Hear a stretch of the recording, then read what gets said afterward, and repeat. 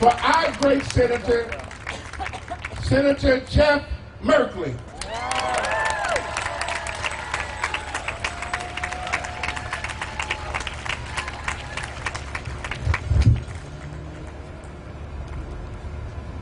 Thank you very much, Reverend. Is there justice in the air? Yes. Do we want justice for George Floyd?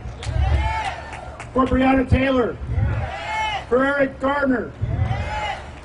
Do we insist that we have substantive change right now? You know, I was thinking about a demonstration I went to in Washington, D.C. and marched from the Capitol up to the plaza across from the White House, and there was a little girl holding a sign. She and her father were sitting side by side on the curb, and the sign said, "I've come for the dream, and we don't have it. Do we want the dream?" Yes.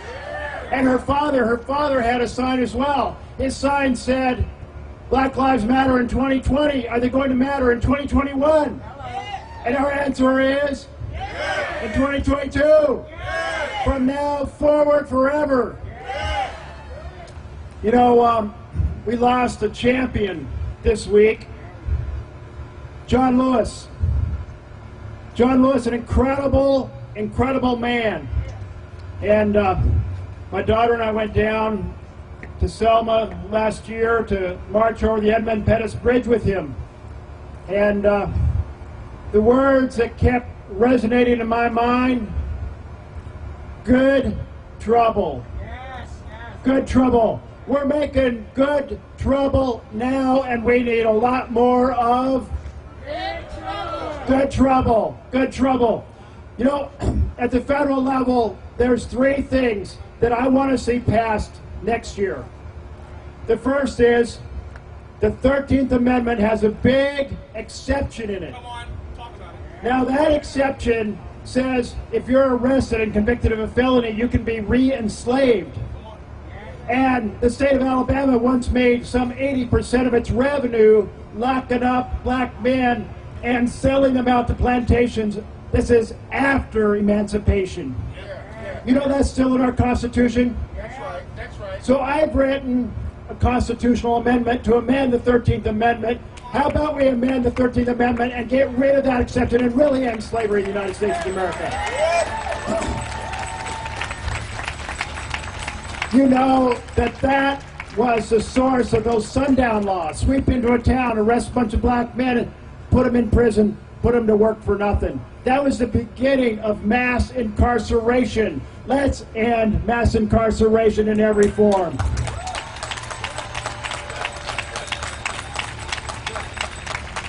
The second thing that I want to happen is to pass my No Secret Police in America Act. So this is inspired by what we've seen with a president who loves authoritarian governments. Oh, he's bragged about how much he loves the dictator in the Philippines, Duterte, and the dictator in Turkey, Erdogan, and the dictator in Russia, Putin. But I never thought in my wildest dreams he would bring those authoritarian practices to the streets of America. But he brought them here, right here, a few blocks away. Folks coming rushing out of the federal building, camouflage, armed to the teeth, armed with pepper spray, armed with tear gas, armed with pepper ball guns, armed with batons, armed with flashbang grenades, everything you can think of. And they had no ID about what agency they belonged to. They had no individual ID because they didn't want any accountability. So when a protester gets shot between the eyes from across the street, no way to know who that person was. No accountability. And then they went outside, down the street, away from the federal property, and they proceeded to grab people off the street and throw them in unmarked vans. So this secret police strategy doesn't belong anywhere in America, and we need to pass a No Secret Police in America Act.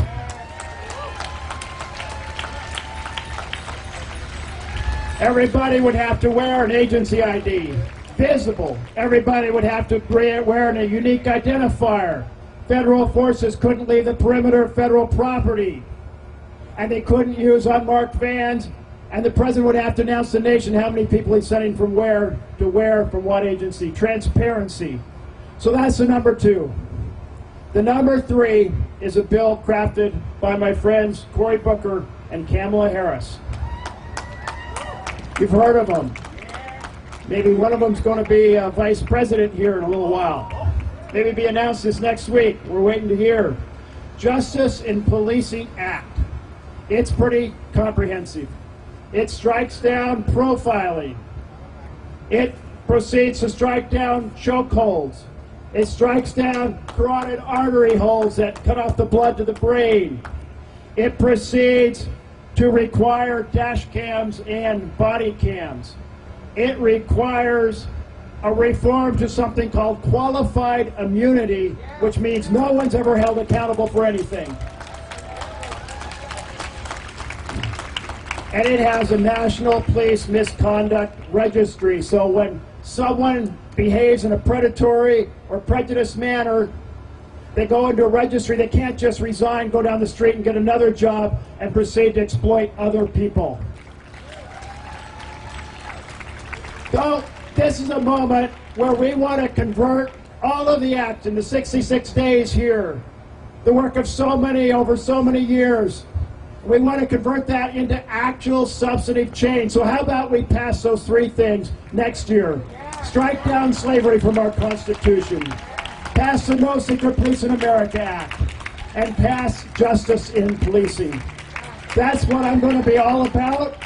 We need to get it done. Let's stir up a lot of good trouble in honor of John Lewis. Thank you so much tonight.